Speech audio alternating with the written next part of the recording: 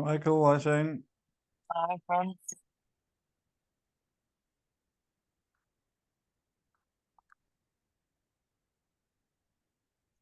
Hi, Martin. Hi. So, let me change this.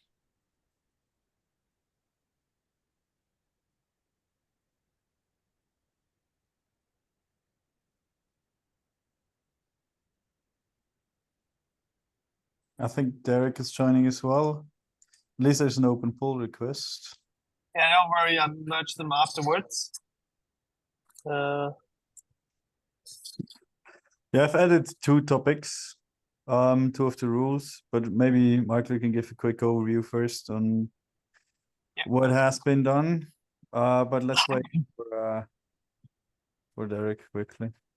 Yeah, I'm just already.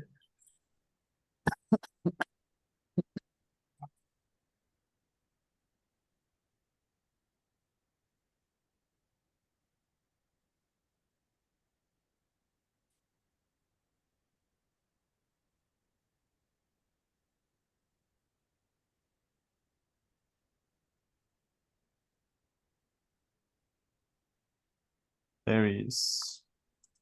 Hi, Derek.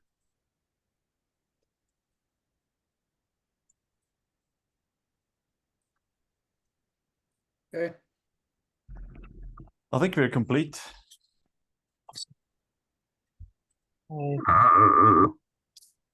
Hi, everyone. So let's get started. Let me do a quick reminder. By being here, we all agree to the GraphQL Spec Membership Agreement and to the GraphQL Foundation Code of Conduct. Let's start with a quick round of introductions. I'm Michael Stipe, and I'm your host today. I'm Pascal, and I also work for Chili Cream. Hey, I'm Shane from Apollo. Martin from Apollo. And I'm Derek from Apollo. Awesome.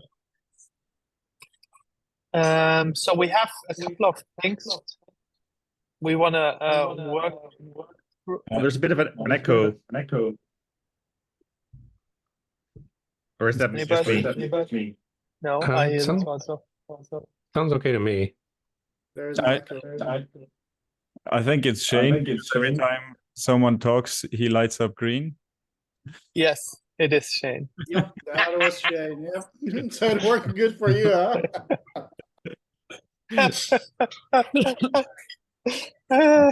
Awesome. Don't worry. So we talked last week about validation rules in the composition, and Pascal and I basically opened pull requests with composition rules. These are not final composition rules, but the ones we went through, we just created pull requests for them.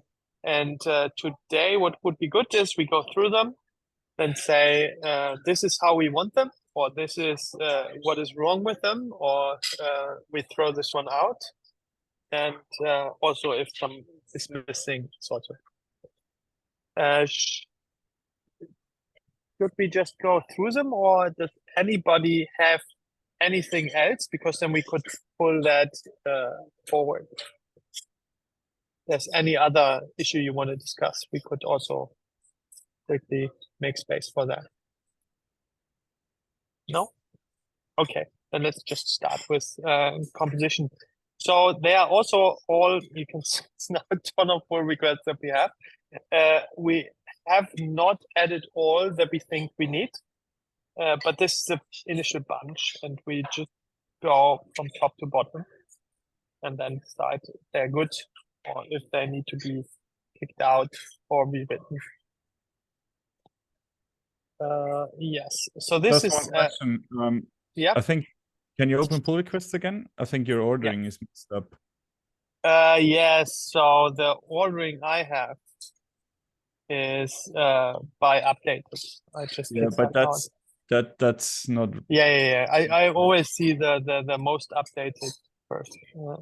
Yeah, but it's a bit. I think it's a GitHub bug, because when a pull request doesn't have an update, then it doesn't show up on top So created that and updated that doesn't work.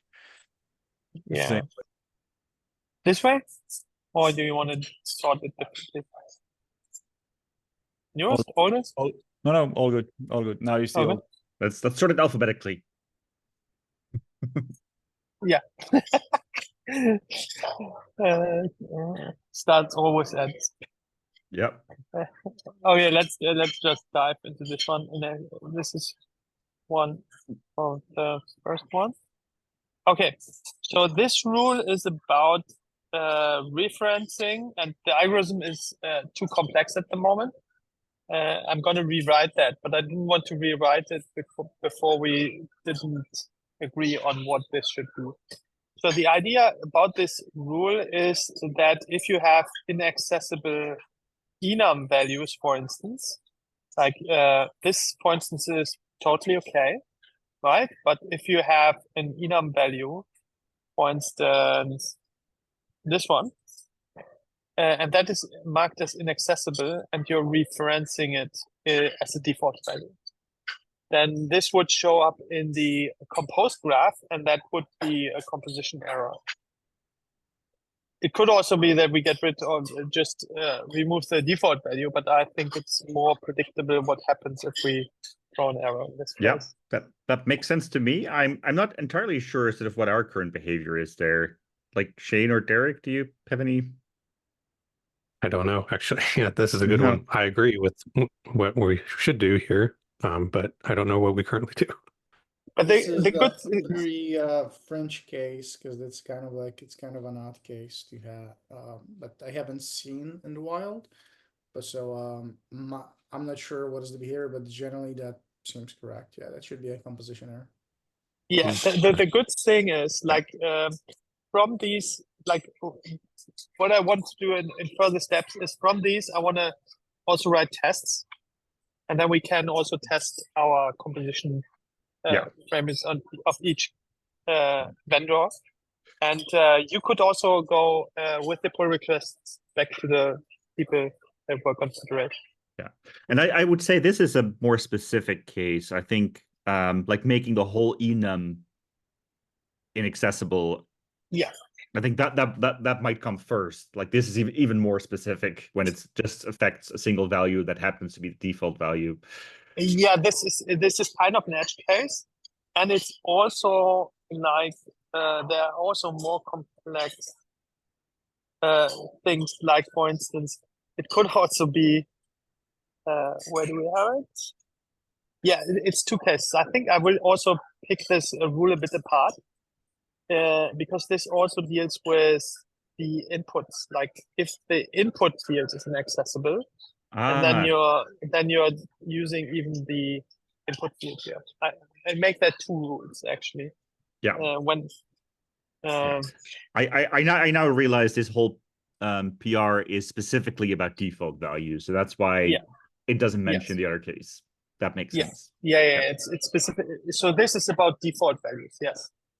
The other thing would be a type is inaccessible. Yeah. Yeah, and even this here should be two rules, so that we have specific rules that we can talk about and also discuss, because it's like I anyway have questions about inaccessible in my rules as well. I think we should first define, we can do this now, define the behavior of inaccessible on types. Because that's something I was wondering anyway, how we are going to solve that. I post a message into the channel where I ask how this behavior should be, because for example, when you have an object type and you define the object type as inaccessible, should also all places where the object type is used automatically turn into inaccessible? Or should you have to declare it through in all places where this is used? We had a similar discussion when we defined this, and I think the way we ended up resolving it is treating directives on object types as basically a shorthand for putting the directive on all fields that are sort of in that type definition. So it would only apply to the type definition that the inaccessible is on. So that would only be in one subgraph. But you might even have situations where you have like a separate extend type with just the fields that you want to make inaccessible. So you treat the inaccessible on object types not as I want to hide this object type in all schemas. Not as far as I know, but it's been a while since I actually looked into what behavior we ended up with, but that was the discussion we had back in the days. So the behavior of wait. Let's put that on the to-do list, and it would be good if you guys check that how that is. So that we not work on assumptions, because as we add rules, would be better if we know how the behavior is today, and if that is the behavior that we want to keep, is the next decision we need to make. Yeah, I agree. I mean, Shane or Derek, do you have a more specific understanding of the current behavior? I'm pretty sure that it's we require the directive to exist on all locations which we use it. So the rule is just more simply, I'm testing it right now as I'm typing this out. That you just need to, if you put it accessible directive on a type, yes, it applies to all the fields, but it doesn't automatically then propagate to all places where you use that type. You also then need to go and specifically annotate, yes, I do want to hide this field, and we provide that as an error, so that you can explicitly, because we're like, we just want to fail and say like, hey, maybe you expose it in like 2 locations, 3 locations. Do you want to hide all those locations? Like, we don't automatically, just because you want to hide the type doesn't mean you want to hide the field. I don't know about cross subgraphs. But do we actually hide the type, or do we hide the fields that are in the type definition that the inaccessible is on? Because I remember that was a discussion we had. Because otherwise, an inaccessible type would lead to all output fields referencing this type to basically be a composition error. Yeah. Yes, So it causes a composition error. Yes. My understanding is how it works is how Martijn described it is like it's a shortcut to applying on the fields, because it's a example there is that you can have inaccessible fields on the extend type specifically, and that only applies on that, right? So you have extend type add inaccessible, those fields are hidden, but the regular fields are there, or vice versa. So it doesn't apply it on the type itself. It's shortcut to do it on the fields. right. Yes, but if you end up hiding all the fields from the API schema, then the type itself also gets hidden from the API schema. So if you then don't we have recognize any fields that. there, it's another error, yes. But Right. So the thing is that that means that you will never want to hide the fields. So let's look at it from this way. As inaccessible is only a shortcut to hide all the fields in one specific subgraph, it could still be that your subgraph exposes the type. That's the reason why you don't remove all the fields which reference the type.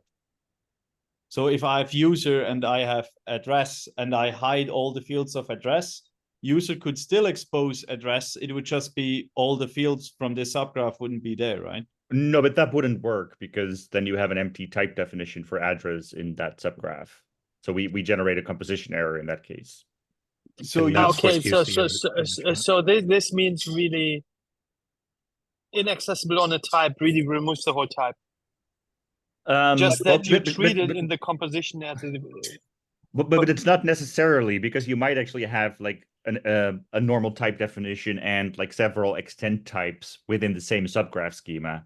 And if you put inaccessible on just one of those definitions, it will only hide the fields that are in that definition. So you might actually have other fields within the same subgraph on that same type. That collides a bit with how GraphQL merging works, right? Because extend type would just be a short. So if I have, just so we talk about the same thing. So if I have a type person, yeah, and on this type person I have in X stuff, Yeah. Okay, no. And then I have maybe, this is maybe an extend type. Yeah, And I then mean, I have on the same subgraph, another type person. yeah. And the field in here, They're not made inaccessible. Yeah. They're not made inaccessible. Yeah. It doesn't. And the reasoning here was that we actually wanted that behavior to be consistent for different directives. And we thought this pattern was useful. Like you might want to apply, I don't know, cache control or cost just to like a subset of the fields of a type. And this gives you a really nice shortcut of like applying the same directives to a set of fields. How is that handled in the graphical specification, right? Is merging defined? Well, I mean, No, not for not really. directives. Like directives are just a syntactical notion, and they just exist in the SDL basically. So by the time you merge, you would already be expected to have them processed. I mean, like, but it's not defined. So there are no merge rules in GraphQL. But depending on there are a couple of examples where this actually adds this on top, but it's not specified. So this is a gray area. Yeah, right? That's something that we would have to define, right? Because I think most graphical servers just merge the types. So the behavior which I would expect is that extend type is just it's merged before. But it's also, Pascal, it's also something where the GraphQL server could just produce two files even. Yeah. I mean, and well, to be clear, like by the time you merge, there's no notion of directives. Yeah. So the directives, they exist purely on the SDL. They're like a syntactical notion. Yeah. So here, when you're processing the extension, this is the schema directive, right? Schema directive can be used to transform the schema to something else, and that's what's happening. So basically, instead of extend type person at an accessible, it becomes extend type person field 1 string at an accessible, field 2 at an accessible, and so forth, right? So that gets transformed, and then if all the fields are inaccessible, then you have that other composition error that you have a type without the public fields, so you cannot reference it from that schema. The empty type rule is interesting. I will have a question for that later. Yeah, I'm still, but let's keep this as a discussion further out. I also want to clarify this, but I think let's go through the rules we have and then put this on a to-do list to define. Yeah, I think that we should tackle this next week, or this or next week, because that affects at least half of the existing rules that we have. Yeah, a couple of them. Yeah. Because would be good if you we should find one way of how we merge directives. We can define it as like an extension is treated as its own thing, and the scope of the directive could be applied to it. So when we have a schema directive applied to a type, it's always inherited to the fields in this type. And I think that's something that we should define globally, not in the rules, but that we have a pattern that we can reapply, right? So one thing to keep in mind over here also is that if you have extend type person at inaccessible, right? Nothing technically prevents you doing also type person at inaccessible, right? So if you were just to blindly merge those, you would have at inaccessible, which can be, the directive may not be repeatable. And I think that's why we made shareable actually repeatable, because we were doing some stuff around it. But I was like, that's one. So like how you merge those, it has the repercussions of how you treat them and how you do that. Yeah. I want to get in here because we keep saying how you merge it.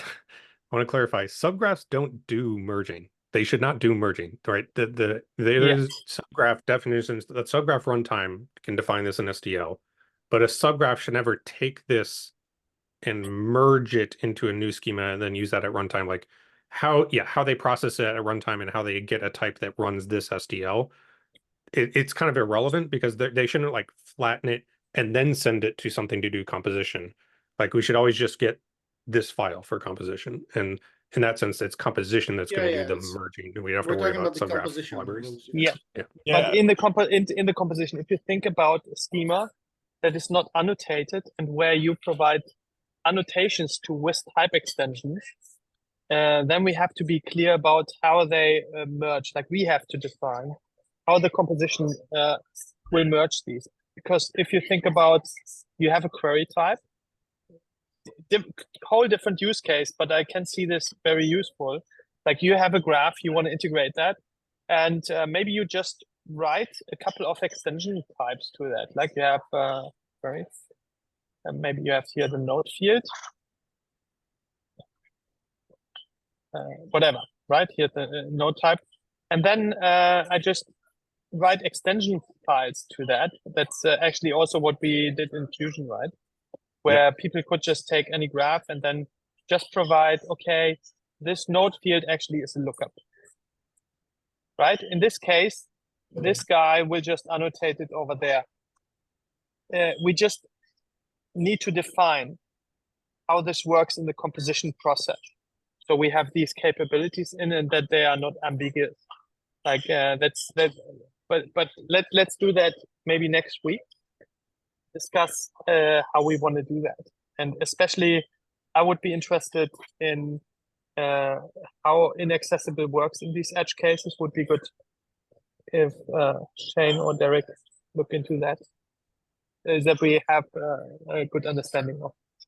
Yeah, the edge other cases. way around also the shareable has the similar kind of like mechanism. So I think So shareable is also treating inaccessible and shareable together. I think that would probably talking about them together makes sense. Okay. Yeah. This also has high impact. I mean, the comment that Shane did with the extensions have to exist throughout the merge. That's one thing which I also was thinking about. If the extension types are like this and are not merged locally on the subgraph before you merge the source schemas together into the composite schema, all of the merge rule will look completely different. Because the merge rules now work with types, but they should actually work with types and extensions because these are not the same thing, right? So I think we could probably define a sort of a pre-transformation and define the rules on top of the complete type. Exactly. That's why what I that we kind of resolve these things. Yeah. So we do have a local merge operation, but it's part of composition. It doesn't happen in the subgraph server. Yeah. It should happen in the composition. Yeah. Because otherwise we would rely on logic, on spec logic, basically, that each GraphQL server has to implement that wants to be part of this. I think Pascal's question is actually still is valid on it because, well, if you're using the SDL, well, that's technically using SDL first, you have an SDL which you can publish, right? But technically, if you define in your SDL as the extend type person and accessible, and then you have a type person like this, right? Once you actually merge those in your schema and runtime schema, how do you export it from there? Well, what you export is kind of weird at that point, like how you actually treat that. So potentially that has to be, saying like, if you're doing this kind of thing in your SDL, do not, use that as an SDL input. If you're using code first to generate your stuff, you make sure that the generated code is correct. But yeah, but it's shorthand, right? So, and we can translate it to the semantically equivalent single type definition. Yes. So like inaccessible would be just on that specific field on it, yes. But there is a difference, right? When you do the lookups, right? How do you do on the fields versus the other stuff? But I guess, yeah. Yeah, let's I took notes. So let's put next week on the agenda how we wanna handle these merge cases, because that gives each of us a bit research time over the week. I expect think I about that. expect there to be a fourth heading in the merge step in the composition in that case, because we Yes. have to define the source schema merge and where it is, because it could be interesting in the validation rules that we actually do not longer have the extension types, because that would make things a lot easier. So maybe in the pre-merge validation, maybe it's already merged, so there is no extension types anymore. It's basically, we would have here a step merge the source schema. Yeah, So but the initial thing, we merge it into one definition. I would call it process to process the Yes. source schema to make it more Yeah, clear. But yeah, Yeah, pre-process or, Yeah. Or process the source SDL maybe even into a schema. yeah. Let's come up with, but we have here a step that Yeah. basically brings it into a single file.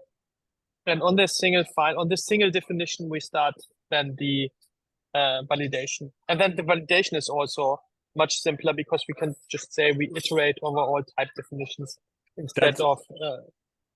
That's very good, because that means that in that we can also define the merge of the directives in this section. So how they behave in merging. For example, inaccessible is actually only inherited to the fields, but never on the type, right? Yeah. Awesome. But key is on the type, right? So there's like different directives versus the If we can define two behaviors and, for example, and describe the behaviors and then categorize the directives into these behaviors, that would be probably the best. Like, we have the case that they merge and we have the case where they inherit, and these are two different flavors of directives that we have. Shareable, accessible, and all the others. Yeah, let's have a look at all the cases that we have next week. Okay, awesome. Next rule. This is adds input field default mismatch, default value mismatch. To correct that. And this rule is basically about you have a default value. And in this case, for instance, this is the OK case. The default value matches. Then it goes through. What is not allowed is if the default value doesn't match. And here's again ambiguity, the leading thing for having that, because otherwise, what default value would you end up with on the public schema? Yeah.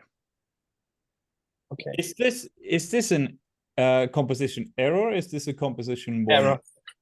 I would say this is an error. Yeah. You get inconsistent results if you don't error out. Like one would have to win, but it would be sort of arbitrary who wins. Yeah. I think that but the only issue would actually be the composed schema, right? Because theoretically, having two different defaults on the inputs of two different services would be a warning, but the problem is we have no idea what to put into the composed schema. Yeah, I would say these kinds is an error, because it also could be different in different composition tools, depending on how they order the file. Like, is this schema merged first, or this schema that you end up with a different default value? So this should be an error. We can also just expose 15 as the default value in this. Yep. Okay. That seems like the reasonable thing to do. Okay, this one we are also good. See the next one. Adds input field type merge. Let's see. The input fields of an input object with the same name must be mergeable. This rule ensures that input objects with the same name in different source schemas have fields that can be it's about types. Yeah, for instance, this is okay because, like, while this is different nullability,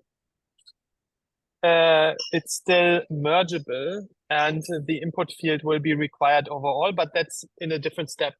Like from the validation, this can be merged. Should we mention the sort of the different behavior here for input and output, sort of the different like variants? Well, but this is for input field type, right? So there's Yes, this is just for input. I didn't. Oh yeah. I Yeah, didn't but I mean is before we state the individual rules, like explain the general case, like why we treat input and output types differently, and how we treat nullability with input and output types. Yeah, I add that here as a note. Like it's not so important for the rule, but it's I think better to understand the spec if we have this. Yeah. So I would say before the individual rules, Yeah. explain the general reasoning. Yeah, I'll explain that. I'll explain. Yeah, we have it at the moment. We have it in the rules in both in input and output, where we explain why we do stuff like this. So it's actually already in there, but it's in the validation. Yeah, but we would have to have similar things also in the merge rule, where we explain why we merge the way we merge, because there we have to change the nullability again differently, one for output type and one for input type. Just make the note. Yeah, but we explain. So the rule is explained. We have explanatory text. You're right on that. But we don't expect. We don't explain how the merge would actually transform that. Mergeable input fields with different nullability are considered mergeable, and the resulting merge field will be the most permissive of the two. But this is wrong, right? On the input, not the most permissive. It's right. Yeah. The most permissive one. Yeah. So we can have we can have it in a different section. The question is, where would we put it? I don't think that's right, actually. Like for the input, you want to be the like required. Yeah. Becomes required. Permissive means if a particular subgraph expects like a non-nullable field, another subgraph expects a nullable field. You want to make sure that you never pass a nullable field to the subgraph that doesn't expect a nullable field. It's wrong. So it should be the least permissive. The least permissive. There's one word missing. No, it's the wrong one. Okay. I'm gonna fix that up. I already made a note, and then this one is good. And I think this one is already also good from the algorithm. Yeah, it's not correct. Can you add a comment there on line 36? Because same type shape is wrong. We need to have two. There need to be a same type shape for output and the same type shape for input, because they treat it differently. Yeah, I would inline them even. Yeah. I rewrite that.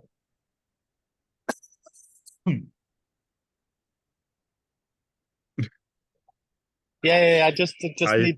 Is that what you always do during code review? No. Usually what he does in code reviews is he marks the lines where there's one space too many, right? No. I just need it as a marker, so I'll go over that and add more context later, so we get through a couple of these. Yeah, so this one is actually an interesting one, because that now changed a bit. The empty merge input type is when you have input types used in different subgraphs. And the case below, when you scroll down, makes it quite clear. When all of the fields are inaccessible it's a post-merge validation rule. When all the fields are inaccessible, then you have an empty type. Yeah. Makes sense. I mean, it's pretty straightforward. But what's interesting, I don't think that's valid, right? No, I mean, it should be invalid. It's a counterexample. When all the fields are inaccessible, you have an empty type, so it's a violation of the rule. You shouldn't have empty types. But this is a post-merge validation rule. But I think we have now the case where we have a similar rule also as a pre-merge validation rule, where we check that on the subgraph the fields are not inaccessible. But do we need to Right. check that twice, or can we just check it in post merge? No, it's both a post merge actually. I have to move this one, Pascal. Yeah, it's You're post. right. This one is post merge. This one is Yeah, post merge. but the one with the default value is not post. I have to move that. I put that in the wrong. Yeah. In The question is, if I have an object type which doesn't have any fields on the subgraph, does that lead to any possible runtime issues? Not necessarily, because inaccessible, like the fields are still there on the local schema. So in the local schema, that type isn't empty. Like, and you don't want to remove it from the local schema, because like inaccessible fields are often used for like requires or Right. other purposes. Right. The way we solve this with Federation is we don't check your local schema. We end up actually just validating the API schema, and validating do the pre-processing of expanding the directive to all the fields, but then just do composition and then look at the API schema and see if you're in the API schema with the client see if you reference a type that doesn't exist because we removed it because of inaccessible or sure whatever, then it's invalid. So it simplifies everything because you can just do all the processing and just look at the API schema. Right, that makes sense. So then we never really have the case in post merge that a type is inaccessible. We would always run into the validation issue that the type is empty, but it's still referenced somewhere. Yes, yeah, that's the error that ends up showing up is you referenced a type in a field somewhere else, and the type is empty or doesn't exist or is hidden by. I think we indicate it's hidden by inaccessible, but yeah, it's the rule should be good. Yeah. Okay. We have this. This is for input. We have a similar for output. Merge input type. This was this one, right? Yeah, you again so. sorted it weirdly. I'm very. Yeah. I will handle it now differently. Empty. This one. Output type, object type is the same thing. It's the same for object types. Yes. Yeah. So I think we are also all okay with that. Basically just for the object types. Same thing, but different. The one which is interesting is the next one, because here we have to define behavior, not just validation. And me and Derek, we chatted a bit about this on Slack, and how we treat the enums currently is that the enums have to be exactly the same across all subgraphs, across all source schemas. And we don't make a differentiation between enums which are only used as outputs and enum which are only used as inputs. So they always have to match exactly, otherwise there's a composition error.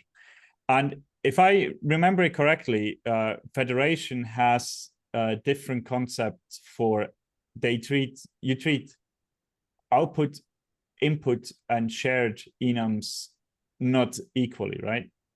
yes. Yep. So it's union for output, intersection for inputs, and they have to match if there is for both.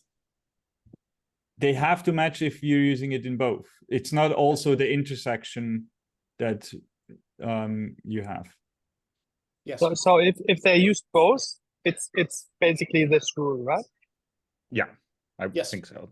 Okay, then we have to make this rule a bit more complex, like where we find out first if this enum is used only on the input side, then Oh yeah, otherwise- they have to match. You cannot use the intersection if Yeah. So it's set theory. It's easy. Yep, Okay. that's actually Shane posted it to the docs. It's actually on our website. Oh, you have a website. Oh, then. Yeah, there's Okay. actually some composition rules there. I was actually like I don't remember when we actually put those, but they're actually does list a couple composition rules there. Oh, that's good. Good to have a look at. So Yeah. just, But in general, we agree that this behavior should. It makes sense to have the same behavior. Otherwise, you cannot evolve the schema, right? Actually, how do you evolve the schema when you share them? Is it an anti-pattern to have shared enums? It's no, but you have to basically do inaccessible, right? You use inaccessible to add it and then update all your different Right. definitions and then remove inaccessible once it's valid. That applies to basically all shared things, shareable things as well. Across Okay, subgraphs. I make you a note just that that thing is different on where it's used, and then you have to rework. Okay, this one, this one.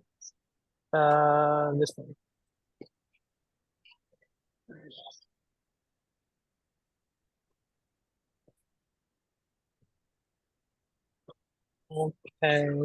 It's yeah. it's the same thing as the output type. When you scroll down, you see the thing which is different.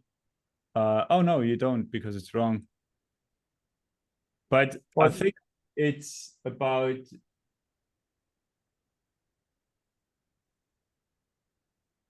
Yeah. Should these be different, like return types? Is that what you're trying to No, indicate? No, different fields. So if you have a field with field 1, input with field 1 and input with field 2. But as long as they're nullable, I think that should be allowed, right? Yeah, I think the required case is problematic. Because if it were required here, then like yeah, this while it might be still an error that the user does here, can you scroll up?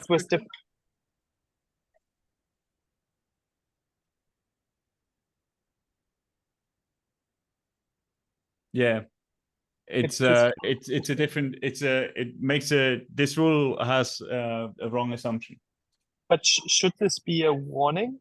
No, this should be actually empty type. No. But No? no. Why? No. Because it's field 1. This could merge, Pascal. It just why I think it could be a warning is just if the user made a typo or whatever. But it would actually work. You pass in both information. If it goes to this subgraph, you just provide field 1. If you go to the other, you provide field 2. But there is no runtime error in this. No. Because like each of the services just asks for one information. Yeah. And you would get it. That actually reminds me that we may want to think about one-off as well here, which we haven't done so far, but I think that would like allow a similar pattern here. Yeah, better pattern for this. Yeah. Because you would that's why I think this could also be a warning. Because actually you would want to design this as a one-off. When that's available, but this should still be allowed. Yeah. Yeah. I'm not. I think also it should be allowed, but it could also be a mistake. That's what I'm saying. It's generally those would be a mistake, I think, and those should be like at least a hint or something, a warning that says those are different.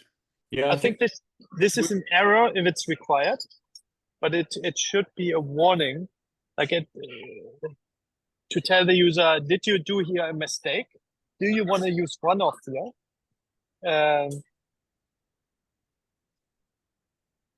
Because if one-off is available, you should have one-off.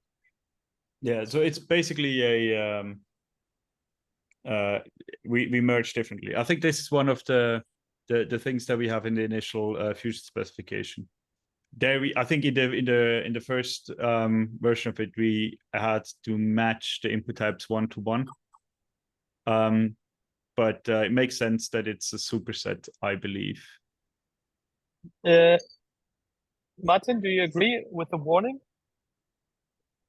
I'm not sure, because it's a bit weird for something to generate a warning like every time you compose, even though you might have a perfectly good reason for using the pattern. So I don't think a composition warning is the right. How do you deal? That's another thing. How do you deal? Like like warnings sometimes in compilers. You can say, I'm okay with this warning. Yeah. I annotate that on the type. This is okay. I accept the warning in this space. We don't have a mechanism for that, but it's definitely something we might want to think about. We do. Do- It's composition hints. And here, this is exactly the hint that we say for this message. Oh yeah, no, but the question was like, do we need some kind of annotation to like turn off the hint once you've sort Yeah. of seen it and you accept? Oh, so sorry. Yeah, we don't have that. Yeah. Yeah, in C# we have regions. We can basically put a region around the code and say switch warning off for this. And Yeah. this, like, if we have warnings for this kind of thing, it makes sense to give the user a tool to say, I'm okay with this here. I I'm not want to have this warning in other places, but not here. Yeah, I'm not sure. I'm not even sure this should be a warning. Like it should definitely be an error when the field is required, but in this case, like it would just merge. Yeah, just because like you could have something like this.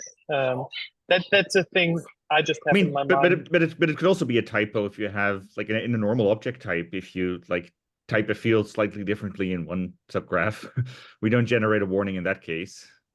Yeah, but in the output case, you have shareable. Like you have to do something to even have a type that would match, right? Oh yeah, but we wouldn't generate a warning. Like you can have shareable on both subgraphs, but like one Yeah, but- subgraph has a typo yeah. in the field name. But And it's There'll still, still be different types. There But is a still composition hint. There is a warning if you do that But- with sure.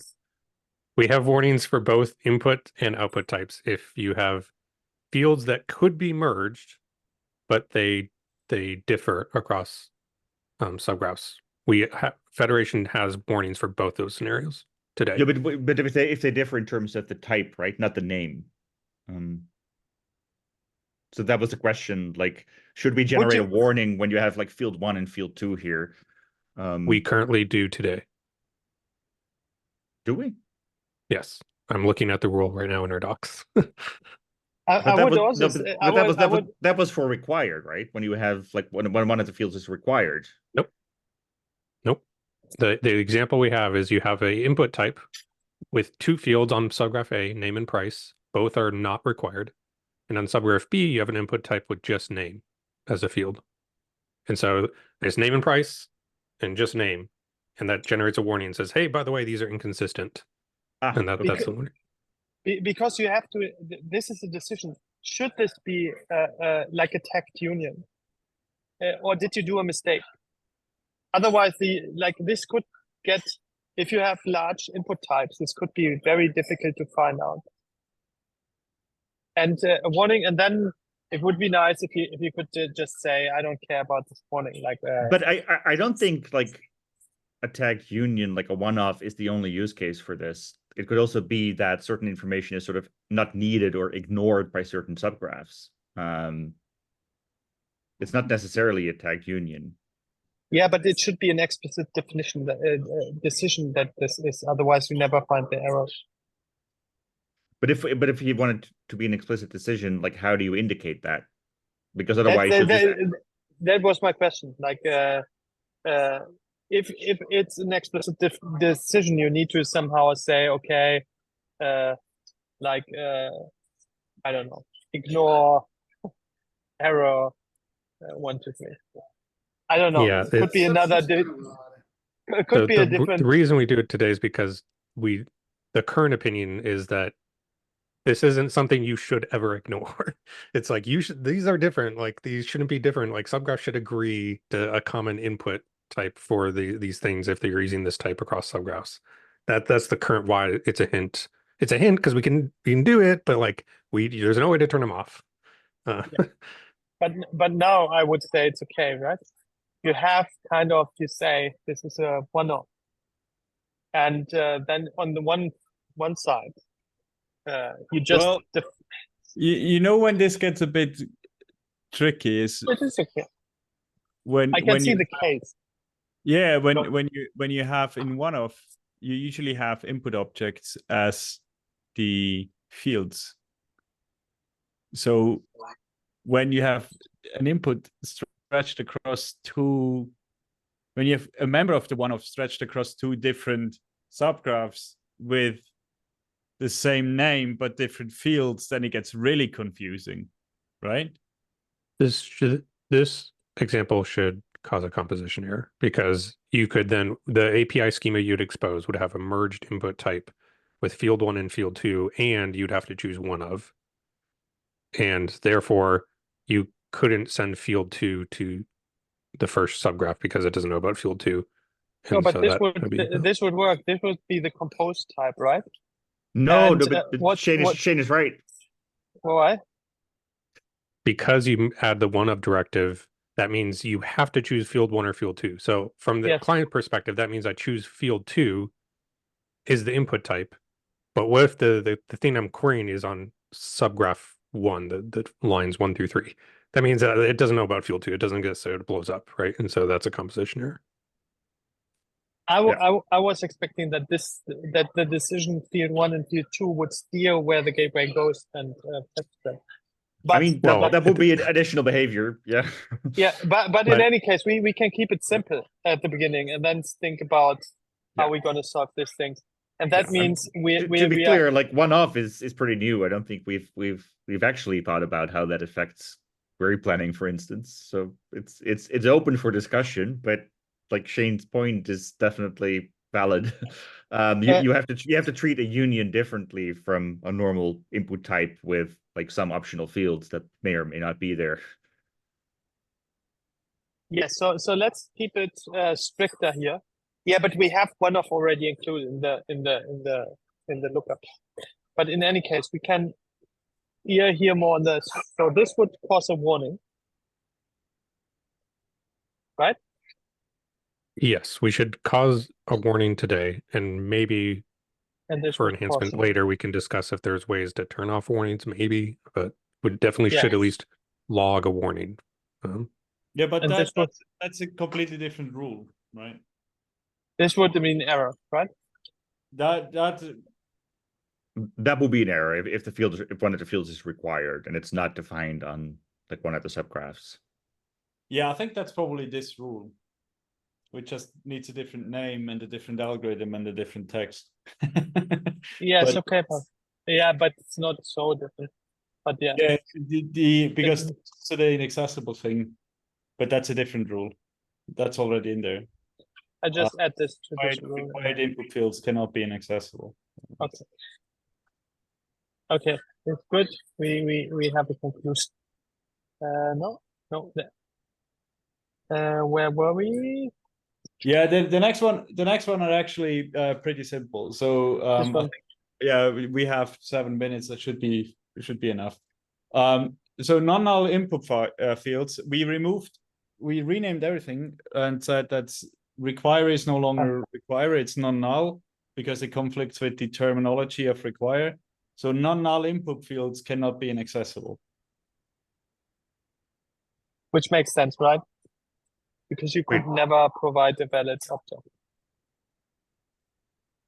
Like if you have on an input field, you put inaccessible on a required field, you couldn't, like this wouldn't be exposed on the public schema. And this means we cannot create a valid input object. Yeah. But there's the second part to this rule, which I have below, which can be removed. Because inaccessible will never exist on a type. And the second rule validates that a field doesn't reference an inaccessible type. But in the API schema, in the composed schema, inaccessible will never be on a type. It will only be on the members of a type. So this rule can go. Yeah, we have to discuss the pre-processing, but yeah. I'm trying to think though through the top though that so this is technically valid if you also annotate the place in which you're using this input type as inaccessible.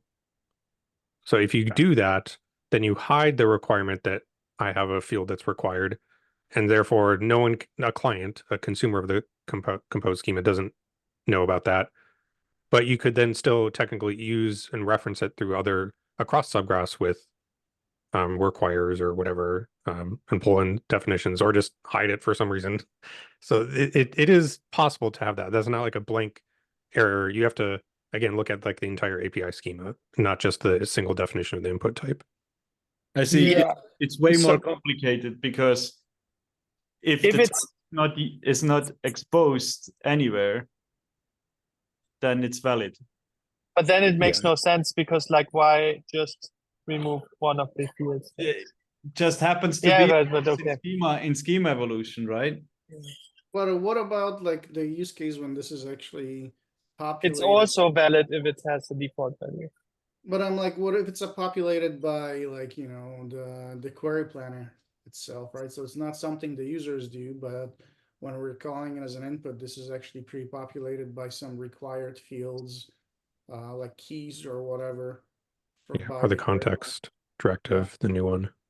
Yeah, but that is like this rule is still an error. Except if if this type is publicly exposed, then it will always lead to an error. Not if you have in all the places the correct require. Yeah, but then it's not publicly exposed. That's right. Yeah. So, but that means we can like all the rules we really talked about, like you can kind of simplify them because you're not looking at the definition of the type and where you use an accessible. It's like you just do the pre-processing and then you just look at the API schema. Like, do I expose anything that's not exposed? Like, do I reference anything that's not exposed? And if I do, then there's an error. But all inaccessible rules are post-merge rules, actually. So you have already merged, you have already composed into the API schema. So the post-merge rule run on the API schema. So we have pre-merge rules which make sure that there's no that the merge can happen. So it validates that, for example, the fields match. So you have the input to the pre-merge rules is a array of source schemas. And in the post-merge, you only have one schema that you put in. So the pre-merge ensures that you can actually merge without any merge errors. And the post-merge are the ones that we look at now, where you have to have the context of the whole merged thing. So the requires are removed. It's what it. I think that's different again. Like we actually differentiate between like the compose schema, the supergraph schema, and the API schema, where sort of the API schema is the public view, the client view. Yeah. So we have this also in the spec text. We say there's the source schema, there's the composite schema, and there's the executable composite schema. The executable has all the execution directives on there. Out of the merge comes the executable composite schema, but we have to specify a minimum executable composite schema to figure out, like in Apollo, you might have these required fields. Let's do that in a different discussion, because like for this we have to prepare a couple of other things. But let's say for now, inaccessible is validated on the public exposed schema. We need a bit more. We need a bit more text around that. But all inaccessible rules, we're gonna reorder them for next week. So inaccessible is validated after everything has happened, basically, and it's validated against the public API surface, right? Yeah, So that makes what sense. the client queries against. I think that's some things I took away. Yeah, these rules actually get quite complicated. Yeah, they do, and I'm glad we're specifying them. It's and it's good to talk about these things. We've definitely put put some thought in all of this, but I'm not even sure sometimes sort of where we ended up. Yeah, but the good thing is you guys will research a couple of these things, and then at the end for the whole ecosystem, this will be really good because at the end of all of this, we have a very good understanding. Yeah. I think. Yeah, and I think one of the most important things to get out of sort of this initial stage is an understanding of the reasoning behind the different rules, like why, Yeah.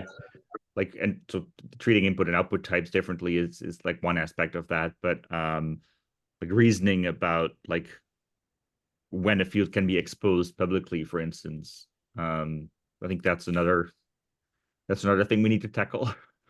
Yeah. Because you're right. Like if in this case, for instance, if there is a default value, then it could very well be inaccessible. It would be filled in. It could be filled in by the router. In some Or cases, could just be omitted by the router because if there is the default value, then the oh yeah, but then there would be no reason for it to be there. Like if the client can specify a value and if the router can specify a value, then there's no reason for that field to be there. But I think this is a valid case where it sort of has a default value, but it might be like overridden by behavior in the router.